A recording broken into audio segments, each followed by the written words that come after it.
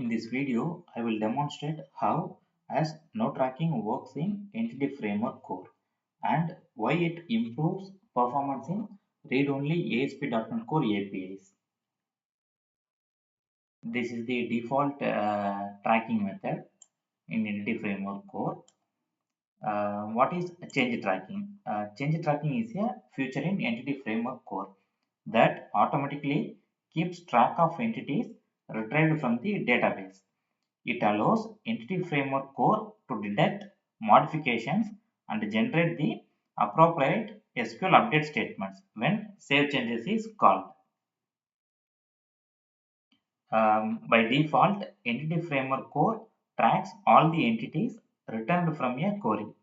It stores them inside something called the change tracker.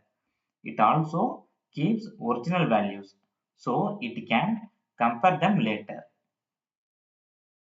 If we are going to use update means this is a sample for update the entities. Entity framework core compares the original value and the modified value and automatically generate the correct update statement. Here what is overhead? While tracking is very useful for update operations, it introduced overhead. For every entity retrieved, Entity Framework Core will stores it in memory, maintains its states, and tracks property changes. In small data sets, this is not noticeable, but when it comes to high volume read-only APIs, this can increase memory usage and processing time. I will show you the demo for tracking enabled. I will run this code and I will show you from Swagger.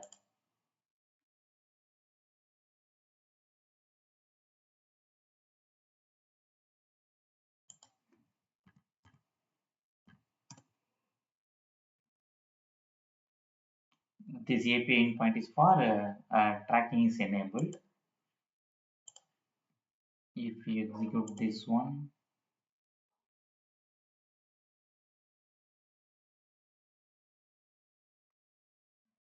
here we can able to notice the tracked entity count is greater than 0.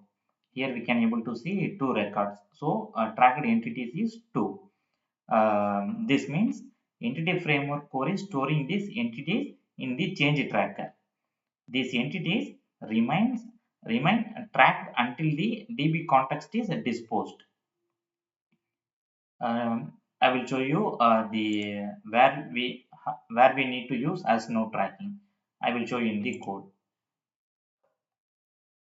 Here we added as no tracking.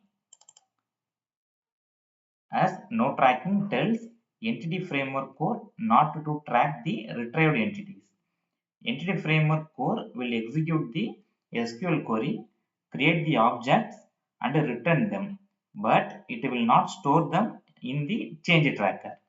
I will show you in the Swagger output.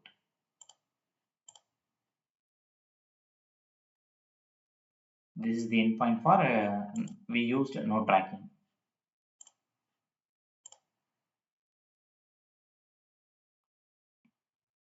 Here we can able to see now the tracked entity count is 0.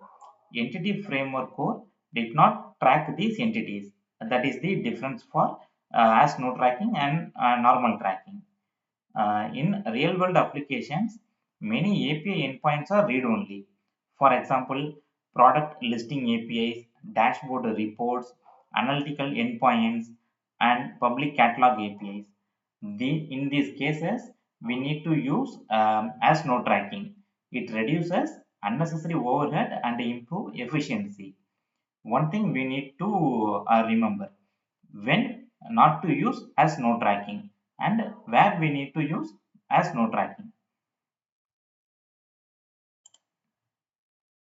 This is the this endpoint is used for update customer name. If we are going to use update the entity means at that point we no need to use as no tracking.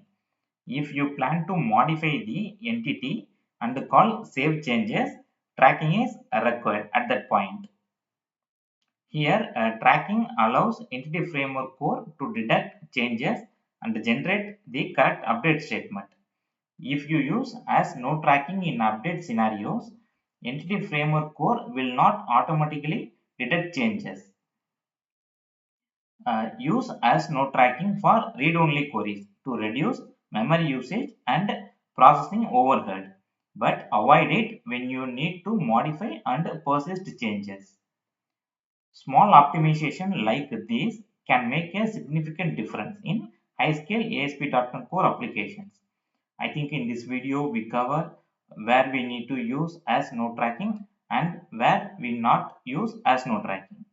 Thank you.